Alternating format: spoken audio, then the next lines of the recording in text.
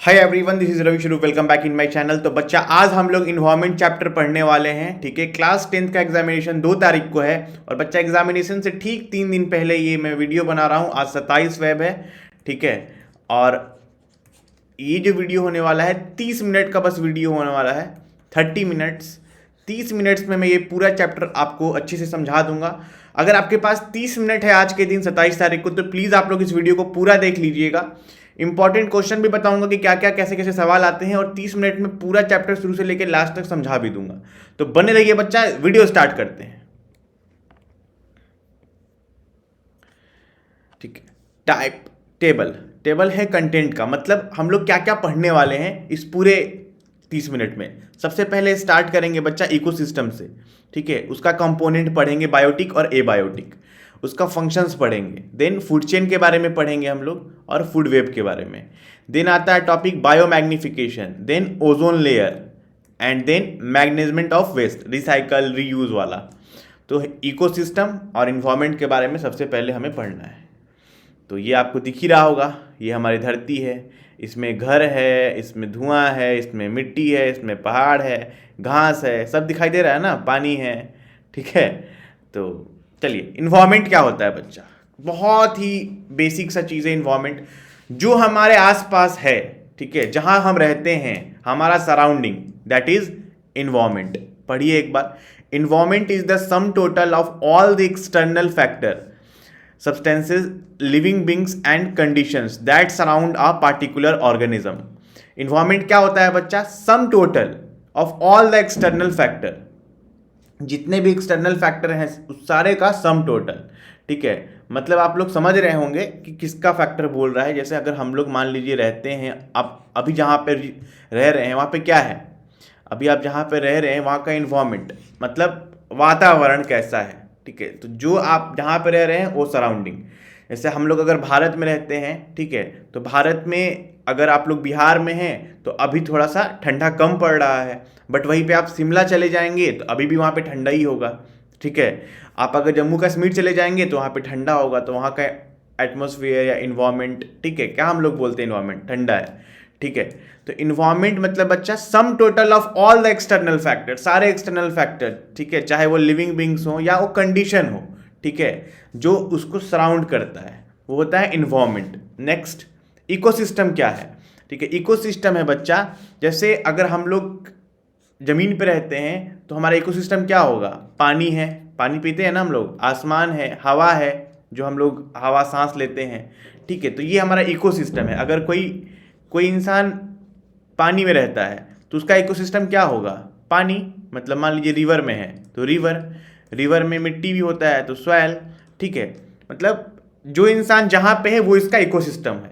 तो मान लीजिए कि अगर ये पूरा का पूरा इन्वायरमेंट है, यहाँ पे कुछ ज़मीन है, ठीक है, यहाँ पे कुछ पानी वाला इलाका है, तो ज़मीन में कौन रहता है? मान लीजिए इंसान रहता है, कुत्ता रहता है, बिल्ली रहता है ज़मीन वाले जगह पे, टेरेस्ट्रियल।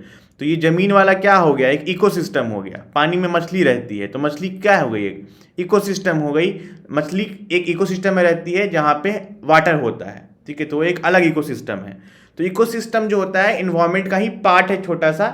ठीक है, जैसे अगर मान लीजिए हम लोग भारत देश में हैं, इंडिया में हैं, ठीक है, और हम लोग अगर बाहर चले गए, ठीक है, बाहर चले गए, मान लीजिए यूएस चले गए, ठीक है, या पोलैंड चले गए, तो अगर इंडिया में हैं तो इंडिया में ज़्यादातर यहाँ पे बहुत ज़्यादा ठंडा नहीं पड़ता है, हर जगह बर्फ़ नहीं गिरता है।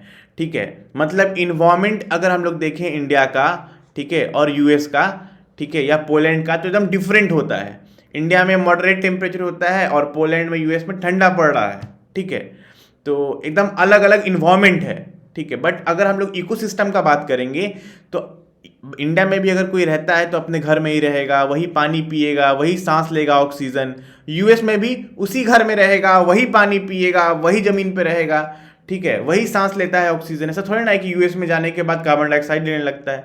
मतलब हमारा जो इकोसिस्टम है वो सेम होगा।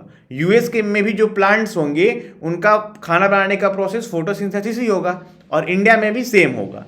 ठीक है, तो ये होप आप लोग को समझ में आया हो डिफरेंस इकोसिस्टम का और इन्वायरमेंट का। इन्वायरमेंट मतलब सबका सम, ठीक है। इकोसिस्टम मतलब सिर्फ एक पार्टिकुलर एरिया जहां पर एक इंसान रहता है, उसका, पानी वाले का पानी वाला, जमीन वाले का जमीन वाला, ठीक है।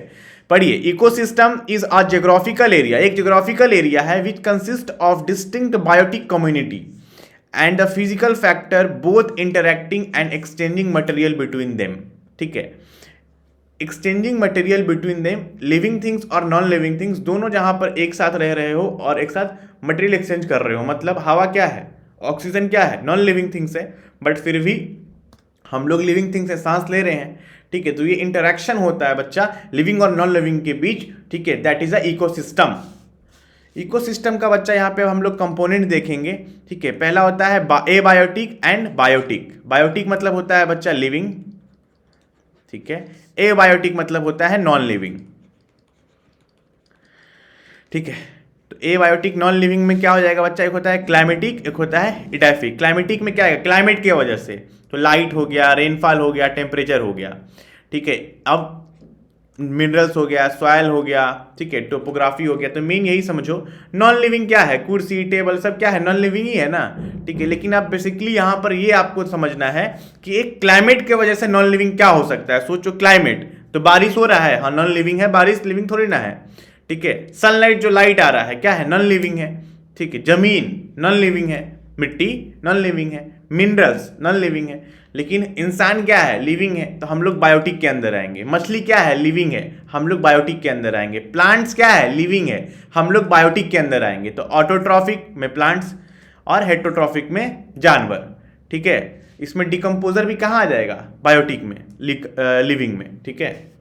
नेक्स्ट, कंपोनेंट्स ऑफ इकोसिस्टम में वही फिगर के थ्रू बताया गया है।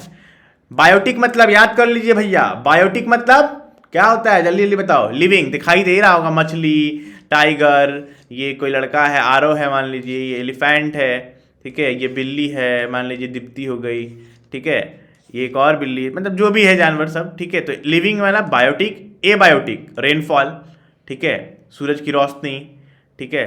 तो पहाड़, मिट्टी, आग, ठीक है, सब क्या है, एबायोटिक है। प्लांट्स को मत देखिएगा, मिट्टी को देखिएगा, एबायोटिक में non living.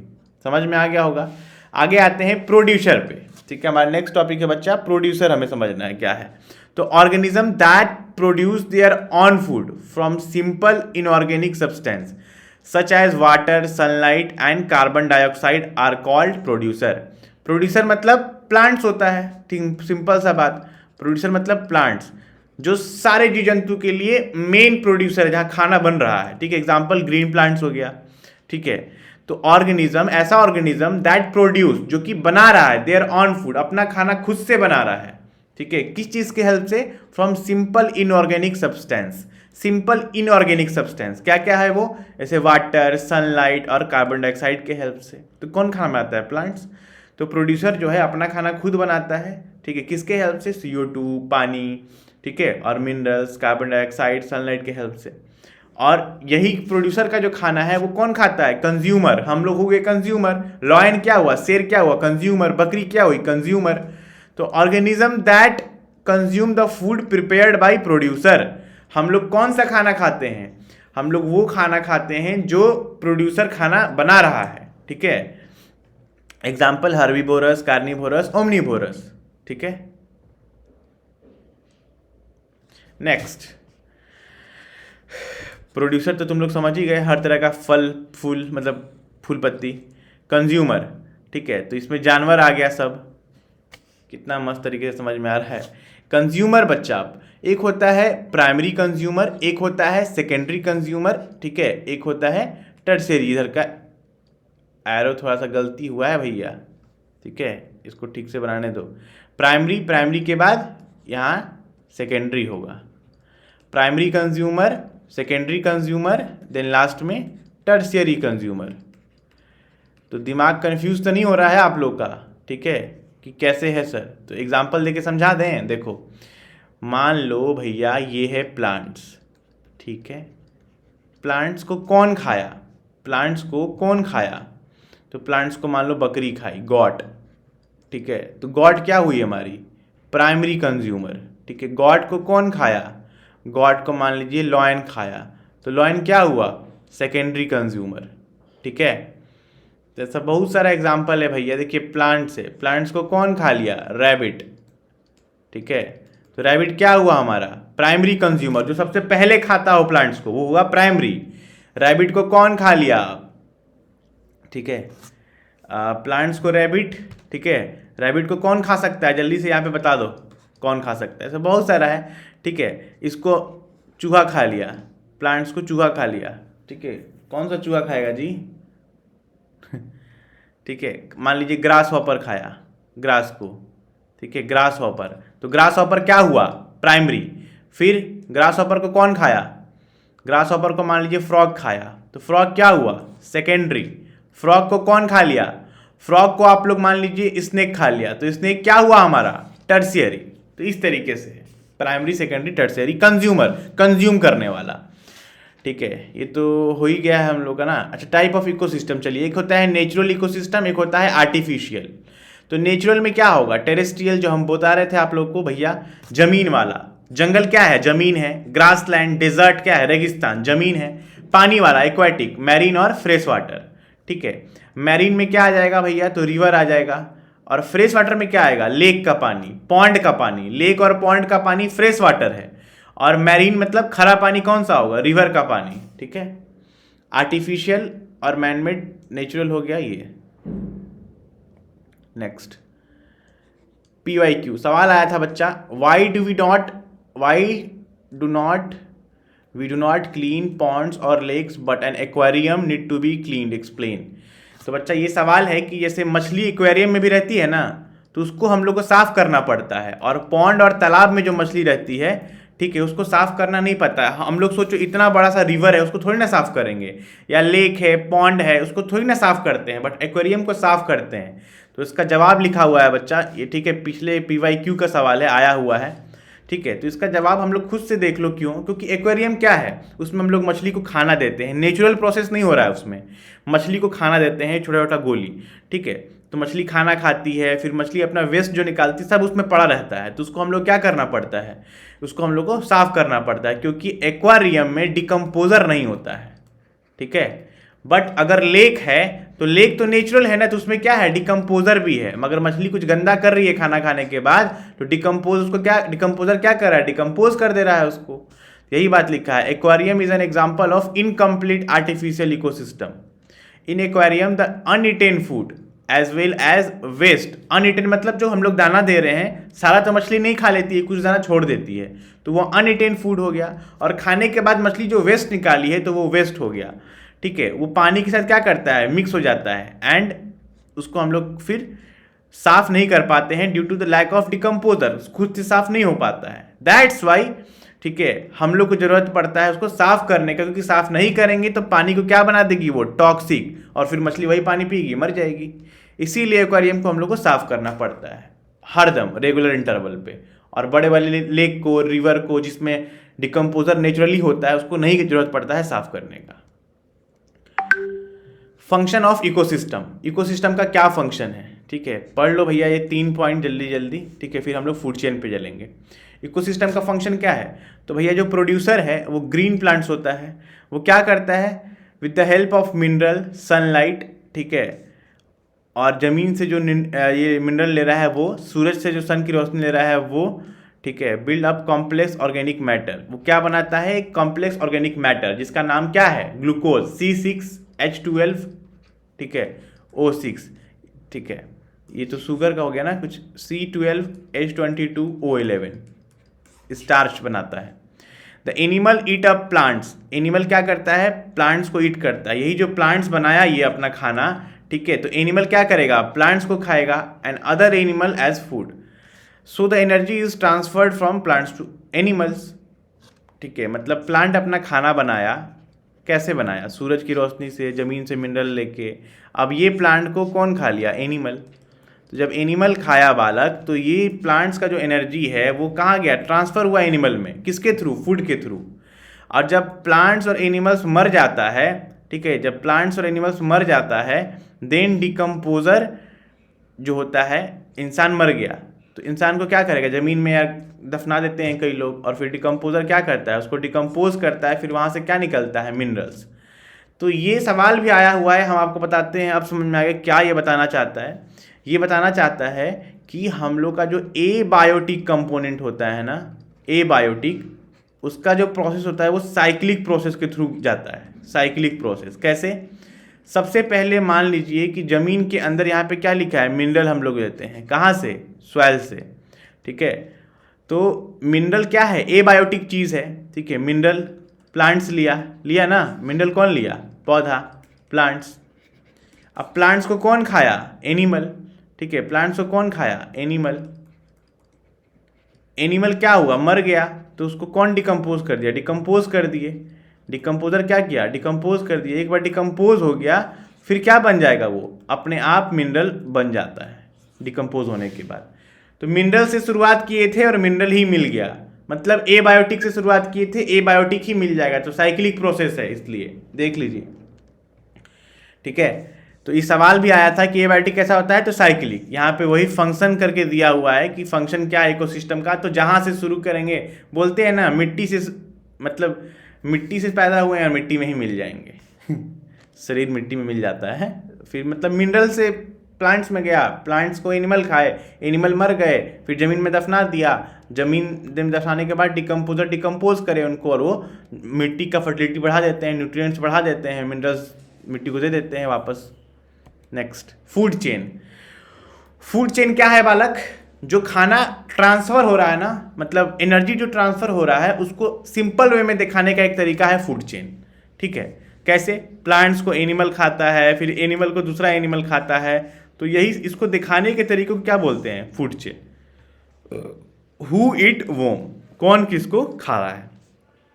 Food chain is a linear series of organism. Food chain क्या है, एक लीनियर सीरीज है, यूनिडायरेक्शनल है, मल्टी डायरेक्शनल नहीं होता। देखिए डायरेक्शन क्या है, एक डायरेक्शन में ही है, ठीक है। फूड चेन क्या है, एक linear series of organism which represent the sequence in which particular organism eat the other. एक सीक्वेंस दिखाता है भैया कि किस सीक्वेंस में एक ऑर्गेनिज्म को दूसरे ऑर्गेनिज्म ने खाया है। जैसे एग्जाम्पल, ग्रास को कौन खाता है, ग्रास हॉपर, ग्रास हॉपर को फ्रॉग, फ्रॉग को स्नेक, स्नेक को ईगल।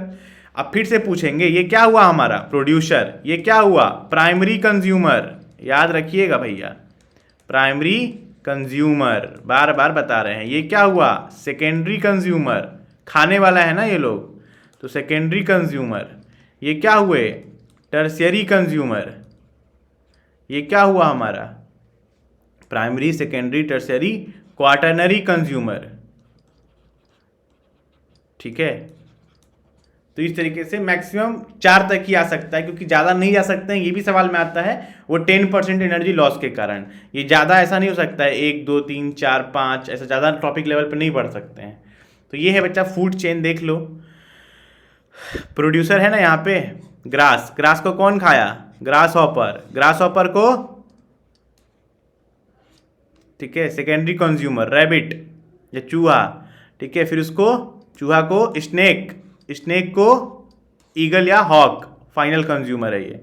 फिर इसको डिकम्पोज कर दिया गया, समझे। फूड चेन सिस्टम समझ लो फिगर से। ट्रॉपिक लेवल क्या होता है, ठीक है।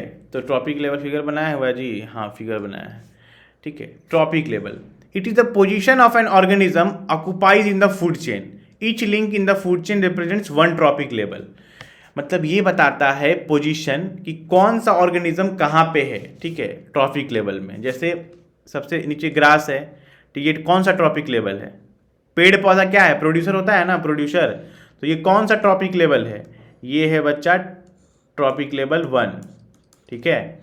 ये प्राइमरी कंज्यूमर कौन सा ट्रॉपिक लेवल है, ये primary consumer trophic level 2, secondary trophic level 3, tertiary topic level 4। देख लीजिए, ये 1, ये 2, ये 3, ये 4, ये 5।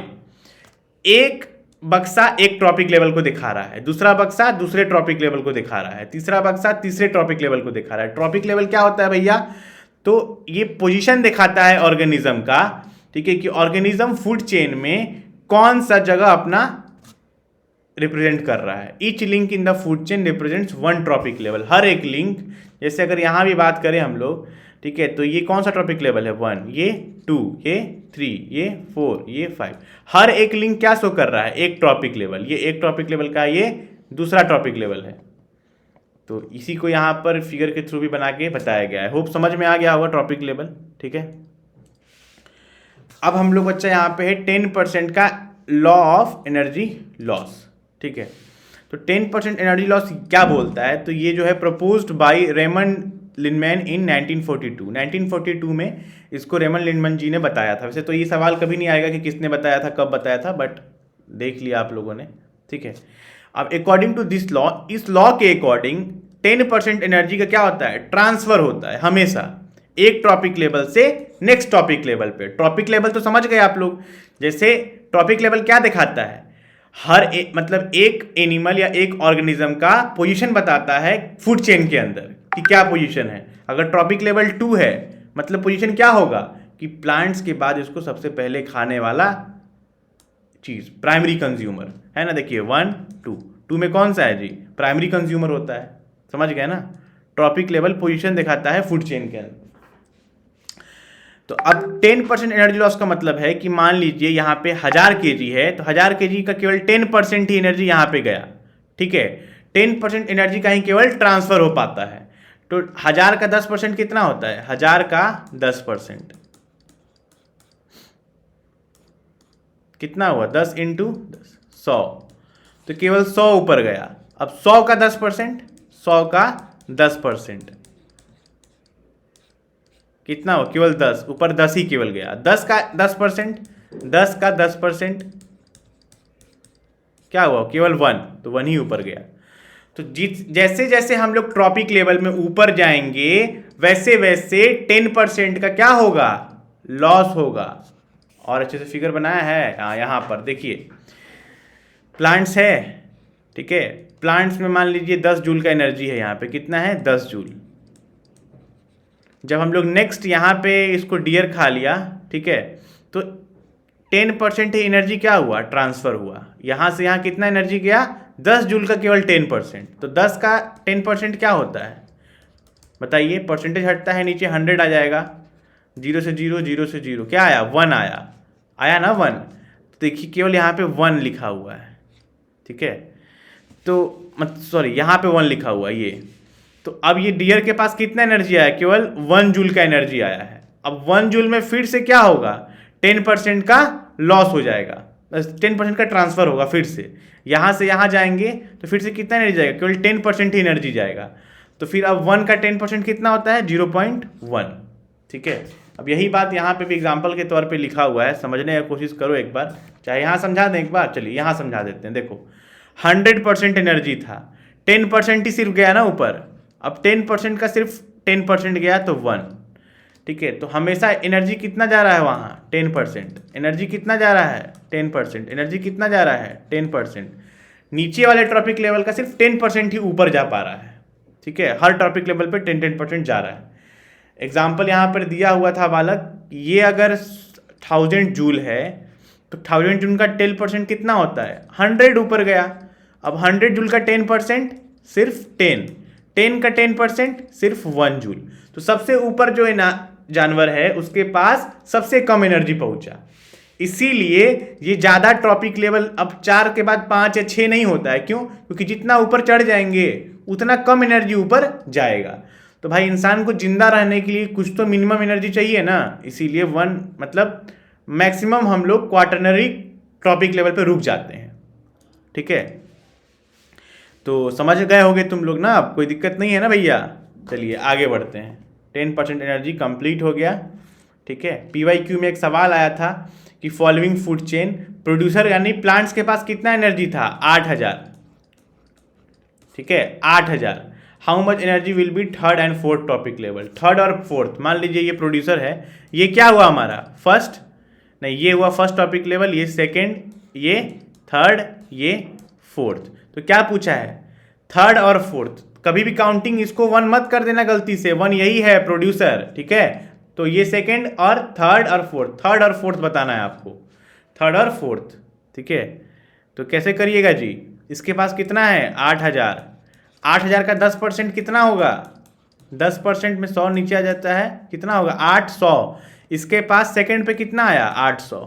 अब 800 का 10%, 800 का 10% 80।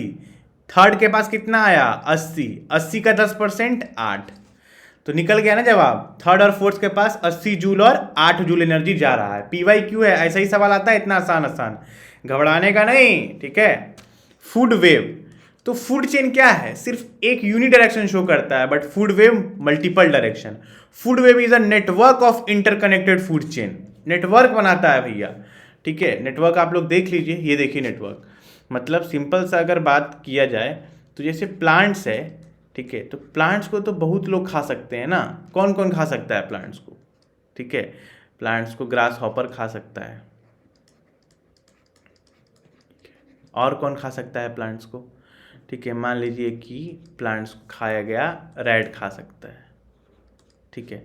अब ग्रास हॉपर को कौन खाएगा, फ्रॉग खाएगा, देखते रहना। फ्रॉग को कौन खाएगा, फ्रॉग को कौन खाएगा जी, स्नेक खाएगा। स्नेक को कौन खाएगा, ईगल खाएगा, ठीक है। बना ना ये फूड चेन, ये एक फूड चेन बना, ठीक है। अब रैट को कौन खाएगा, रैट को भी ईगल खा सकता है, एक और फूड चेन जोड़ दिए। तो अगर जैसे फूड चेन जो बनता है, ठीक है, वो यूनिडायरेक्शनल होता है। अब यूनिडायरेक्शनल है तो उसमें पॉसिबिलिटी होता है कि अगर मान लीजिए यहाँ पे कि अगर एक एनिमल फ्रॉग मर जाए यहाँ से, तो खाना जो है ग्रास हॉपर को अब थोड़ी ना स्नेक खा पाएगा, तो पूरा फूड चेन डिस्टर्ब हो जाएगा। अगर फ्रॉग एक्सटिंक्ट हो जाता है और हम लोग केवल फूड चेन पे डिपेंडेंट होंगे तो स्नेक भी मर जाएगा, खाना कैसे मिलेगा स्नेक को, फिर ईगल भी मर जाएगा, ठीक है। तो अगर एक भी नहीं रहा तो इसीलिए बच्चा हम लोग फूड वेब बनाए, जहाँ पर अगर एक जानवर नहीं भी रहा तो फूड आगे वाला डिस्टर्ब नहीं होगा, उसको खाना मिलेगा। जैसे मान लीजिए फ्रॉग नहीं रहा तो स्नेक को, मतलब फ्रॉग नहीं रहा तो ईगल भूखे नहीं मरेगा, क्यों, रैट को खा लेगा। समझ में आया। ठीक वैसे ही प्लांट्स को और कौन खा सकता है जी, प्लांट्स को और खा सकता है डियर, ठीक है। डियर को कौन खा सकता है, अब सीधे लॉयन खा सकता है ना। तो कई सारा फूड चेन इंटरकनेक्टेड होगा आपस में, देख सकते हैं आप लोग, that is a food web, ठीक है। तो इंटरकनेक्टेड फूड चेन, इकोसिस्टम के अंदर इंटरकनेक्टेड फूड चेन होता है जो, उसको इकोसिस्टम, उसको फूड वेब बोलते हैं। वेब मतलब जाल, समझ गए। बायोमैग्निफिकेशन, बायोमैग्निफिकेशन क्या होता है, एक बार डेफिनेशन पढ़ते हैं भैया जल्दी से। Biomagnification is the increase in the concentration of toxic और नॉन बायोडिग्रेडेबल सब्सटेंस। किसका कॉन्सेंट्रेशन इंक्रीज होता है, टॉक्सिक सब्सटेंस का, कब, इंसान के शरीर में, हाँ टिश्यू में, बॉडी में, एक ऑर्गेनिज्म के, कब, जब हम लोग एक टॉपिक लेवल से नेक्स्ट ऊपर वाले टॉपिक लेवल पर जाते हैं, ठीक है। इसका मतलब ये है कि अगर मान लीजिए ऐसा टॉपिक हम लोग लेवल बना रहे थे, ऐसा ही बना रहे थे ना, यहाँ मान लीजिए प्लांट्स है, यहाँ मान लीजिए ग्रास हॉपर है, ये मान लीजिए फ्रॉग है, ये मान लीजिए स्नेक है, ठीक है। तो अब बायोमैग्निफिकेशन क्या होता है कि प्लांट्स में मान लीजिए कि कुछ टॉक्सिक सब्सटेंस आया, ठीक है। अब ये टॉक्सिक सब्सटेंस फिर ग्रास के पास गया, क्योंकि इसी ग्रास हॉपर के पास गया, क्योंकि ग्रास हॉपर इसी प्लांट्स को खाया। अब प्लांट्स के पास टॉक्सिक सब्सटेंस कैसे आता है, हम लोग फर्टिलाइजर से, चाहे छोड़ो, एक आसान एग्जांपल देते हैं। मान लो एक किसान है, ठीक है, वो खेती कर रहा है, ठीक है, खेती कर रहा है और उसमें चाहता है ना कि बहुत ज़्यादा फसल उपजे, तो क्या यूज़ करेगा, पेस्टिसाइड्स। पेस्टिसाइड्स अच्छा होता है, नहीं सर खतरनाक होता है, ठीक है। तो उसमें क्या होता है, केमिकल होता है, टॉक्सिक होता है ना, हाँ सर टॉक्सिक तो होता ही है। वो बहुत ज़्यादा यूज़ कर दिया प्लांट्स में। अब प्लांट से जब हम लोग के फसल हुआ, मान लीजिए चावल गेहूँ जो भी हुआ, ठीक है, धान जो भी हुआ, उसको कौन खाएगा, इंसान, ह्यूमन, ठीक है, या चलिए ह्यूमन खाया, तो हमारे अंदर वो सब्सटेंस का कॉन्सेंट्रेशन क्या होगा, टॉक्सिक का, बढ़ जाएगा, ठीक है। समझ में आ रहा है ना। जैसे मान लीजिए कि पानी है, ठीक है, पानी में क्या गया, वाटर में टॉक्सिसिटी फैला, गंदगी फैला, ठीक है, उसको कौन खाया, फिश, फिश को कौन खाया, ह्यूमन। तो अब जो टॉक्सिक सब्सटेंस का कॉन्सेंट्रेशन अगर इसमें 2 है तो इसमें बढ़ जाएगा, 4 हो जाएगा, ह्यूमन के अंदर और ज़्यादा 8 हो जाएगा। तो जैसे जैसे टॉपिक लेवल में आगे बढ़ेंगे वैसे वैसे टॉक्सिक सब्सटेंस का कॉन्सेंट्रेशन बढ़ने लगता है, वही है बायोमैग्निफिकेशन, ठीक है। आसान लगा, बहुत बार क्वेश्चन पूछा है, बहुत बच्चे को समझ में नहीं आता है।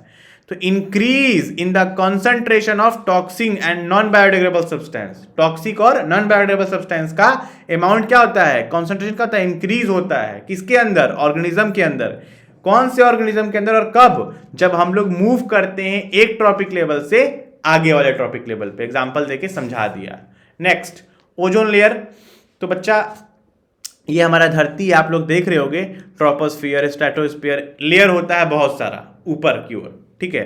तो जो सूरज है, सूरज से जब रोशनी आता है, ठीक है, सूरज से जब रोशनी आता है तो उसमें कई सारे होते हैं, क्या क्या होते हैं, कई सारे लाइट्स होते हैं। तो यूवी रेडिएशन, कई सारे रेडिएशन निकलते हैं, तो उसमें से जो अल्ट्रा वायलेट रेडिएशन है, रेज है, यूवी रेडिएशन, ठीक है, उसको ऑक्सीजन से बहुत क्या है, प्यार है। क्या है? प्यार है ऑक्सीजन से बहुत ज्यादा। ऑक्सीजन कहाँ मिलेगा? एक्सोस्फीयर में, थर्मोस्फीयर में, मेसोस्फीयर में नहीं, कहाँ मिलेगा? ट्रोपोस्फीयर में मिलेगा, ठीक है। ऑक्सीजन इसको ट्रोपोस्फीयर में मिलने लगेगा, थोड़ा थोड़ा स्ट्रेटोस्फीयर में भी मिलेगा। ऑक्सीजन जैसे जैसे नीचे आएंगे वैसे वैसे ऑक्सीजन मिलेगा। अब the layer of oxygen gas, the layer of ozone gas present in stratosphere, कहाँ कहाँ मिलता है? जहाँ जहाँ ट्रोपोस्फीयर में तो बहुत ज़्यादा ऑक्सीजन है, ठीक है, और उससे कम ऑक्सीजन स्ट्रेटोस्फीयर में पाया जाता है। मेसोस्फीयर में ऑक्सीजन ही नहीं पाया जाता है, यहाँ कोई ऑक्सीजन नहीं, यूवी रेडिएशन आया, ठीक है, जैसे ही स्ट्रेटोस्फीयर में एंटर करा यहीं पे ओजोन लेयर बन जाता है। मतलब कुछ तो हो रहा होगा यूवी रेडिएशन और ऑक्सीजन के बीच। क्या हो रहा होगा आगे देखते हैं, ठीक है। जैसे ही सनलाइट आया, यूवी रेडिएशन उसमें से आया, स्ट्रेटोस्फीयर में क्या हुआ? O2 मिला, ऑक्सीजन।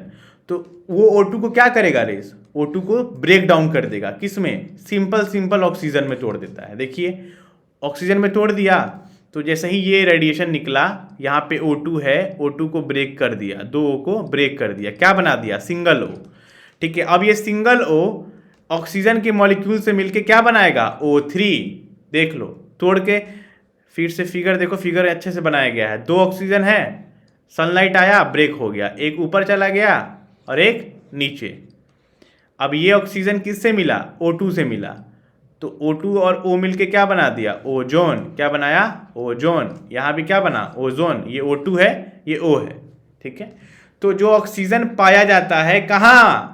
यहाँ स्ट्रेटोस्फीयर में जो ऑक्सीजन पाया जाता है, उसमें जो यूवी रेडिएशन आया, ऑक्सीजन को तोड़ दिया, O और O में तोड़ा, O प्लस O में। लेकिन जो ऑक्सीजन मॉलिक्यूल और प्रेजेंट होता है, ये मिलके क्या बनाएगा? O3, ठीक है। क्या बना लेगा? O3, that is ozone layer. अब ओजोन लेयर बच्चा क्या करता है? बच्चा ओजोन लेयर हम लोग को अल्ट्रा वायलेट रेज जो हमारे धरती तक ना पहुंचे, उससे हमें हेल्प करता है। ये जो यूवी रेडिएशन है, ठीक है, ये ओजोन लेयर में आके ही रह जाता है, धरती तक यहाँ पे देखिए नहीं पहुंच पा रहा है। धरती तक पहुंचेगा ना बालक, तो बड़ा हानिकारक करेगा, स्किन कैंसर तक कर देता है। तो यहाँ पर देखिए यही पॉइंट लिखा है कि अल्ट्रा वायलेट रेज। अच्छा हाँ, अब एक चीज़ और समझा देते हैं कि आप लोग देख रहे होंगे आजकल कि ओजोन लेयर में डिप्लेशन आता है, होल आ रहा है। कैसे? तो एक लेयर बना हुआ है ओजोन का, इसमें होल कैसे आएगा सर? अब ओजोन लेयर का एक लेयर बना हुआ है, और ये लेयर क्या करता है? अल्ट्रा वायलेट रेज को धरती तक नहीं जाने देता है, रोकता है, ठीक है। तो इसमें होल, छेद अगर हो जाएगा तो रेज तो अंदर आएगा ना। तो छेद कैसे हो रहा है? तो रेफ्रिजरेटर फ्रिज से निकलने वाली धुआं क्या प्रोड्यूस करती है? क्लोरोफ्लोरोकार्बन, CFC, ठीक है। अब क्लोरोफ्लोरोकार्बन में जो क्लोरीन है, जो क्या है, जो क्लोरीन है, वो क्या करता है कि ओजोन लेयर के पास जाता है, और ओजोन को, O3 है ना, O ओजोन के पास जाता है, और ओजोन को यहाँ पे एक ऑक्सीजन तोड़ देता है, ठीक है। एक O3 है, ठीक है, O एक ऑक्सीजन तोड़ के Cl लग जाता है यहाँ पे, और जो ऑक्सीजन टूटा किसके हेल्प से? क्लोरीन के हेल्प से। तो ऑक्सीजन क्या बचा? सिर्फ O2 बचा। तो ओजोन तो हट गया ना, तो इसी तरह से डिप्लेशन आने लगता है, होल आने लग रहा है इस लेयर में, ठीक है। दे रहा होगा तुम लोग को दिखाई, यहाँ पे फिर से एक बार दिखाते हैं। देखो ये रेज आ रहा है, इस रेज को रोक कौन रहा है? ये एक लेयर, ओजोन लेयर। इसमें डिप्लेशन कैसे आ रहा है? CFC यूज करने से। CFC क्या होता है? फ्रिज से निकलने वाला धुआं।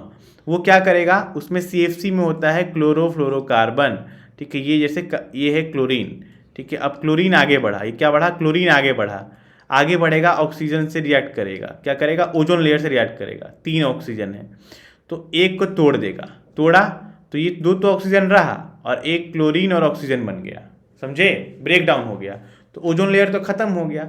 ये पॉइंट पढ़ लो। तो क्लोरीन क्या करेगा? ब्रेकअप कर देगा ओजोन को, ठीक है, और वहाँ पे होल कर देता है। नेक्स्ट, कॉजेज ऑफ डिप्लेशन बता दिए कैसे कॉज हो रहा है। इफेक्ट ऑफ डिप्लेशन, क्या क्या इफेक्ट है, स्किन कैंसर हो सकता है, कैटरेक्ट हो सकता है, डीएनए डैमेज हो जाएगा, सनबर्न हो जाता है, क्रॉप का फसल का उपजाऊपन कम हो जाएगा, ठीक है, और पानी में भी क्या करेगा, मैरीन लाइफ को अफेक्ट करेगा। तो डिप्लेशन मतलब ओजोन लेयर में अगर होल हो जाएगा तो सूरज से निकलने वाली हार्मफुल यूवी रेडिएशन अर्थ तक आने लगेगी और अर्थ पे आएगी तो जमीन पे भी पड़ेगा, पानी पे भी पड़ेगा, तो जमीन पे हम लोग को, जानवर को, पानी पे एक्वाटिक लाइफ को, सबको ये अफेक्ट करता है, ठीक है। नेक्स्ट, अब हम लोग एकदम लास्ट टॉपिक पे आ चुके हैं भैया, ठीक है,